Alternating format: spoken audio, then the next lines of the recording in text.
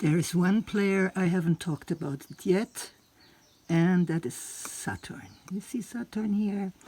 And Saturn is actually on, let's have a look, you can see it here, is on 27, yeah? 27. And here we have the MC, we have it at the medium curly at 23rd. So Saturn is the one that makes life very, very, very, very, very serious. And now we have this connection between Mars and Saturn, yeah?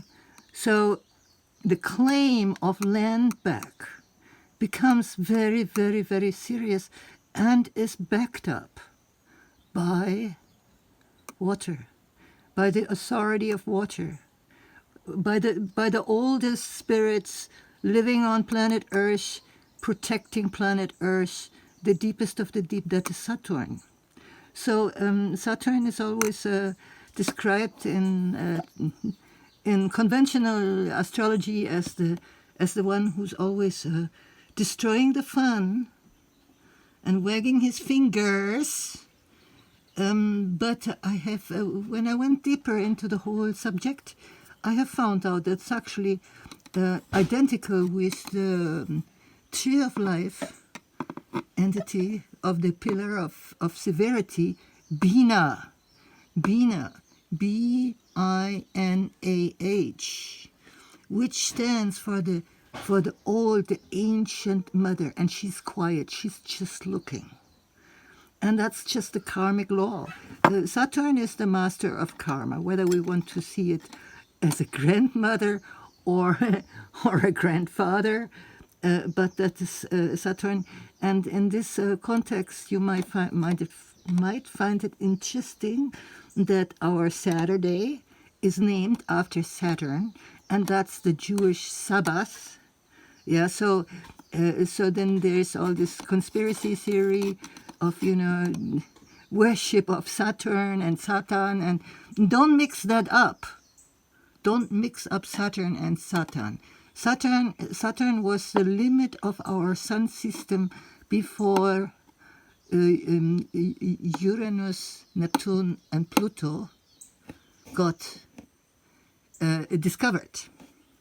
So much about Saturn, and Venus just had a at that day. Venus just had a meeting with Saturn, and me right now I have such a deep sadness. I have to admit, it's very personal here. That's why I didn't make the last full moon report, and lagging behind to do this regularly, because it's like every person that comes into my life, and just when I get acquainted with them, just when I start trusting them, they're leaving, they're gone. But that is because I have Venus here. So therefore, for a long time, Neptune had been at this location, going back and forth. Now is finally really, into Aries, first fire sign. Let's see what boils up. But Saturn is still holding us here of all the things. What do we have to let go of next? What have I already gotten rid of? What had I let go?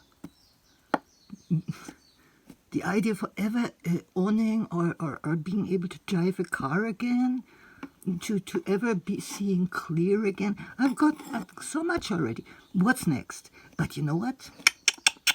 The thing is that we have to make space for new gifts. That's why we have to shed so much. Remember, the evil snake. What does the snake do?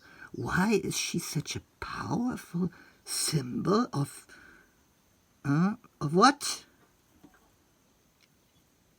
immortality because she sheds her skin. And actually she lives in our spine. That entity lives in our spine. Our spine is, that's the snake, yeah? So that's just like, consider this idea that not all that is supposedly evil is evil. It's just how you use it, right?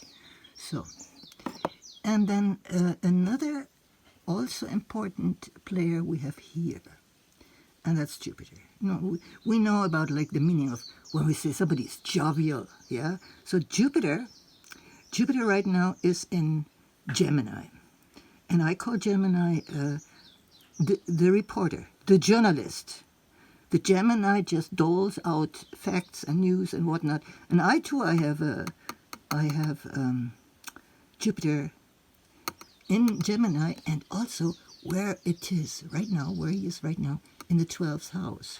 So I may babble a lot and talk a lot of nonsense when the day is long, but my main interest, because I also have Jupiter in the 12th house, is to report about what is karma.